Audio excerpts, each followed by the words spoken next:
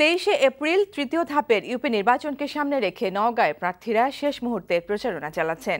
ভোটারদের দ্বারে দ্বারে ঘুরছেন তারা। এদিকে গাইবান্ধা সদর উপজেলার 7টি ইউনিয়ন এবং বান্দরবানের 6টি উপজেলার 25টি ইউনিয়নে নির্বাচনী লড়াই জমে উঠেছে। বিস্তারিত ডেস্ক রিপোর্টে।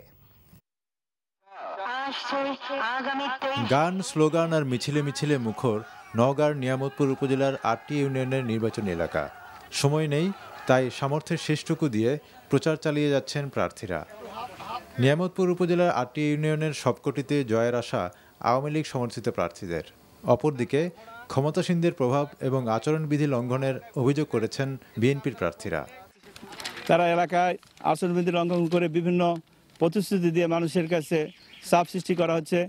যাকে ভোট না দিলে বিদ্যুৎ দেওয়া হবে না, তাকে ভোট না দিলে রাস্তাঘাট করা হবে না।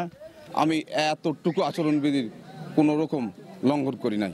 আমি আমার নেতাকর্মীকে বলেছি এবং সমর্থকদেরও বলেছি যে মানুষকে ভোট নিতে হলে মানুষকে বুঝে ভোট নিতে হবে, কিন্তু জোর করে ভোট নেওয়া যায় না। এদিকে নিয়ামতপুর উপজেলার চন্দননগর ইউনিয়নের 7 জন প্রার্থী চেয়ারম্যান পদে প্রতিদ্বন্দ্বিতা করছেন।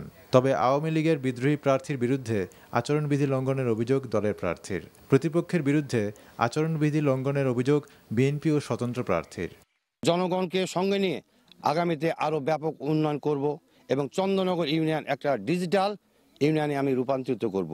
যদি চন্দননগর ইউনিয়নে সুষ্ঠু নিরপেক্ষ নির্বাচন হয়, ইনশাল্লাহ চন্দননগরবাসীর দোয়ায় আশীর্বাদে আমি ইনশাল্লাহ জয় করব, এটা নিশ্চিত। বর্তমান এমপি সাহেব, ওনার তো এখানে আসার কথা নয়, ওনার তো থাকার কথা নয়। নির্বাচন প্রচারণা উনি চালায় যাচ্ছেন। তারপরে আপনার বিভিন্ন জায়গায় আপনার ওই যে বিদ্যুৎ দিবে এরকম একটা করছে আর কি, মাপামাপি করছে। গাইবান্ধার সদর উপজেলার 7টি ইউনিয়নে জমে উঠেছে ইউপি নির্বাচনের প্রচার। পোস্টার ও প্রতীকে ছেয়ে গেছে নির্বাচনী এলাকা। এবার দলীয়ভাবে নির্বাচন হওয়ায় প্রার্থী ও সমর্থকরা তাদের নিজ নিজ দলের অবস্থান ভোটারদের কাছে তুলে ধরছেন। এদিকে দলীয় সিদ্ধান্তের তোয়াক্কা না করে বিদ্রোহীরা এরই মধ্যে ভোটের মাঠে নেমেছেন। আহমেদ শরীফ, এনটিভি নিউজ ডেস্ক।